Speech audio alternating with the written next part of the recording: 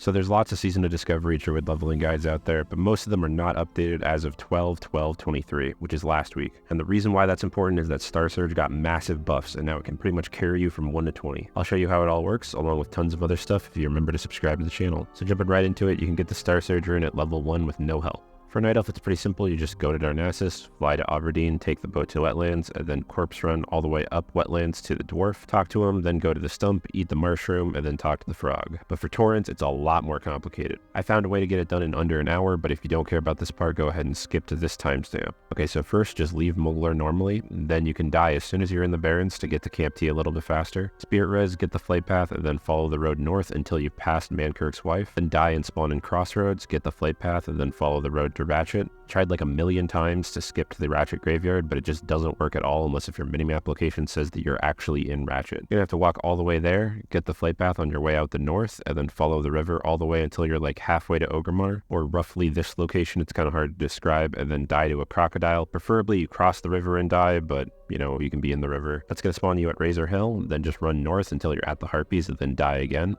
Res at the Ogremar graveyard and run into Ogremar to get the flight path, then die in Ogremar to spawn outside again, res and go to the Zeppelins and take the one to Undercity. Hug the wall along the west side of Undercity all the way until Lake Lordamere and then jump in it. After that, swim around the islands and avoid all the frenzy fish until you get to the last one and then die to it. To be safe, you could actually get on the land and then die, but this works too. That's going to spawn you in Tarren Mill, get the flight path, and then die crossing the river to Ravenhold. It might take you like 3 deaths to get into Ravenhold, but once you're in Ravenhold, go out the mountains out the backside to the path that leads you up to Hinterlands. Don't actually go to Hinterlands. I tested it. You spawn at the Alliance graveyard if you die in there. But now just corpse run from here to the hole in Thoradin's wall. This is going to be the worst part of the entire run, and you'll have the most deaths here. But once you get to the hole in the wall, and as soon as you're in Arathi, die, and then you'll spawn in the center of the map. You can go get the Hammerfall flight path if you want, or just start running south to the Thandle Span Bridge. From this point on, you no longer want to die on purpose. Jump off the bridge and swim out the canal and loop down into the wetlands. Now we are really close to the Dwarf. This is the finish line. You might die to the Raptors a few times, but just corpse run to him and then corpse run to the Stump, eat the Mushroom, talk to the Frog, Hearth out.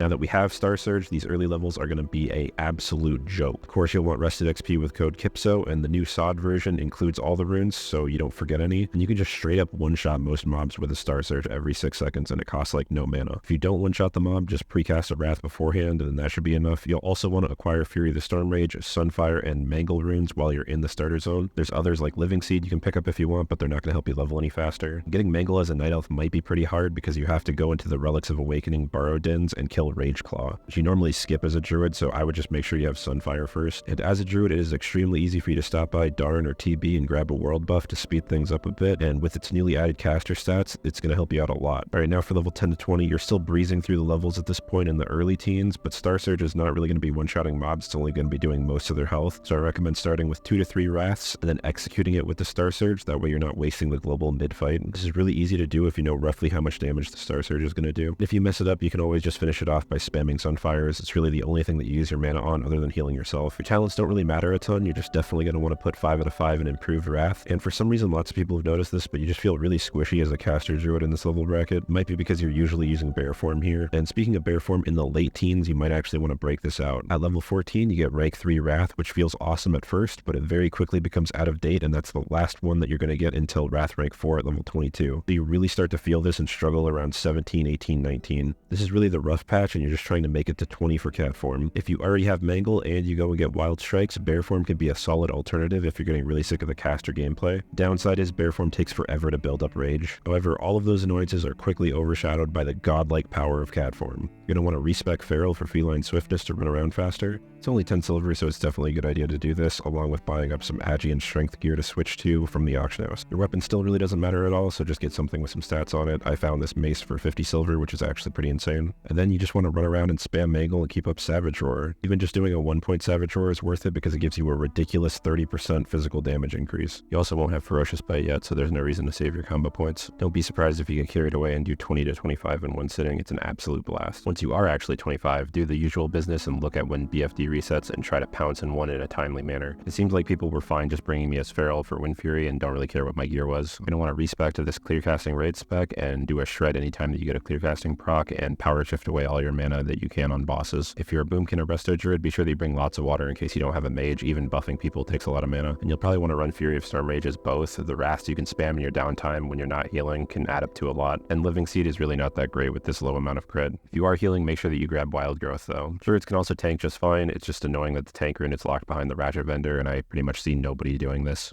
Overall, Druid is a fantastic class with fresh new additions to its leveling that spice things up and make it much more dynamic. Along with it being the most versatile class in raids, you can pretty much do whatever you want and have a blast with these new runes. If you watched all this but you're still not sure if you want to pick up a Druid, check out my other leveling guides or my class picking guide.